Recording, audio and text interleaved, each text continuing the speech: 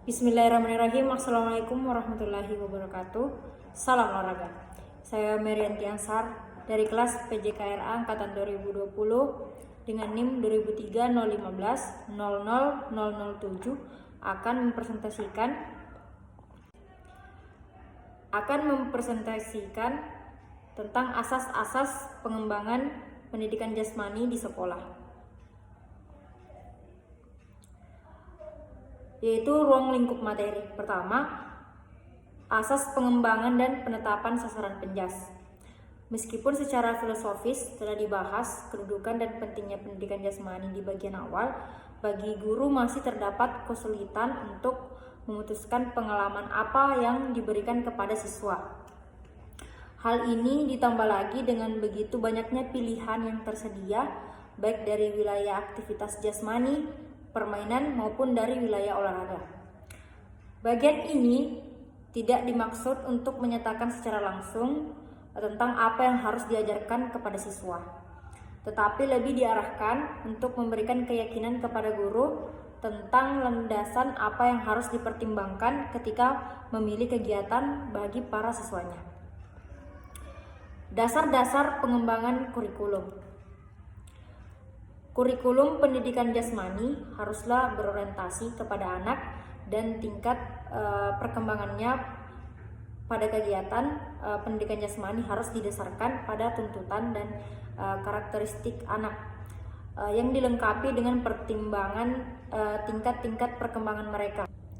Anaklah yang menjadi pusat kurikulum dan pengalaman-pengalaman belajar yang dipilih juga harus sesuai dengan kebutuhan mereka. Kedua, setiap anak berbeda-beda dalam kebutuhan dan kemampuan belajarnya. Setiap anak mempunyai hak untuk mempunyai potensinya masing-masing, sehingga kurikulum harus memberikan kesempatan agar anak memperoleh pengalaman semacam itu. Selanjutnya, anak harus dilakukan sebagai manusia yang utuh. Kurikulum hendaknya bertanggung jawab dari anak bukan saja keterampilan fisik dan kebugaran jasmani, tetapi mencakup keterampilan kognitif dan keterampilan sosial. Selanjutnya, hal-hal yang berhubungan bagi pendidikan jasmani, kegiatan pelajaran harus dilaksanakan dalam sifat yang meyakinkan bahwa tujuan-tujuan dari pendidikan jasmani dapat dicapai. Gerakan merupakan dasar bagi pendidikan jasmani. Mutu program penjas dapat dinilai berdasarkan mutu pengalaman gerakan yang dialami oleh anak. Pendidikan jasmani memang terdiri atas kegiatan fisik yang harus dilakukan secara aktif. Pembelajaran harus terjadi melampaui kepentingan sesaat, tapi harus menawarkan keterampilan yang berguna untuk seumur hidup. Dalam masyarakat modern dewasa ini, pemeliharaan kebugaran jasmani dan kesehatan dipandang sebagai kebutuhan yang utama. Dengan demikian, pendidikan jasmani harus memberikan program yang cukup dinamis agar mampu mengembangkan kebugaran jasmani peserta didik. Dorongan dasar anak. Dorongan dasar anak adalah suatu keinginan untuk melakukan dan menghasilkan sesuatu. Semua anak memiliki perasaan seperti ini, yang kemungkinan besar merupakan sifat turunan atau pengaruh lingkungan. Dorongan dasar ini dikaitkan dengan pengaruh masyarakat, guru, orang tua, dan teman-temannya sendiri. Adapun macam-macam dorongan dasar anak, yaitu dorongan untuk bergerak. Anak tak pernah puas untuk bergerak, tampil, dan aktif. Kemudian dorongan untuk berhasil dan mendapatkan pengakuan. Anak tidak hanya berambisi untuk berprestasi, tetapi mereka juga menginginkan prestasi mereka itu diakui. Kemudian dorongan untuk mendapatkan pengakuan teman dan masyarakat sekitar. Penerimaan kawan sekelas adalah kebutuhan dasar manusia. Kemudian dorongan untuk bekerja sama dan bersaing.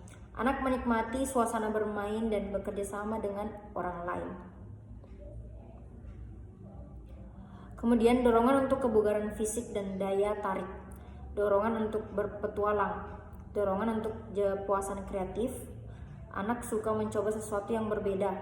Dorongan untuk menikmati irama. Semua anak laki-laki dan perempuan dapat menikmati irama.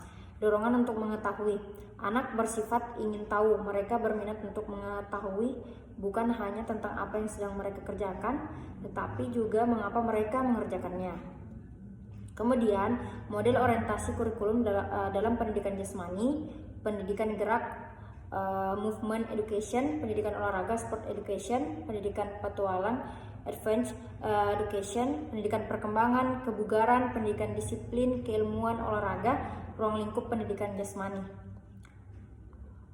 Kemudian ruang lingkup pendidikan jasmani itu sendiri yaitu kemampuan pengelolaan tubuh yang paling dasar yang harus dikuasai anak bersamaan dengan perkembangannya, perkembangan pengetahuan tentang tubuhnya.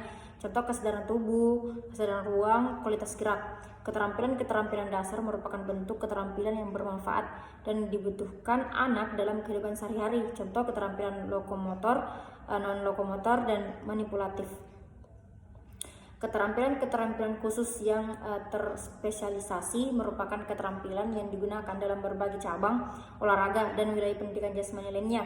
Keterampilan ini meliputi kegiatan dengan peralatan, misalnya senam, gerakan-gerakan akrobatik, tari-tarian, serta permainan khusus atau formal seperti sepak bola, bola voli, bola basket, dan lain-lainnya. Arah pengembangan pembelajaran pendidikan jasmani yaitu murid menjadi dasar atau sadar akan potensi geraknya.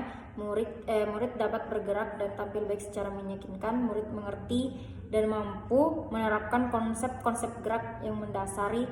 Kemudian murid menjadi orang yang serba bisa dalam bergerak. Murid menghargai olahraga yang menyehatkan.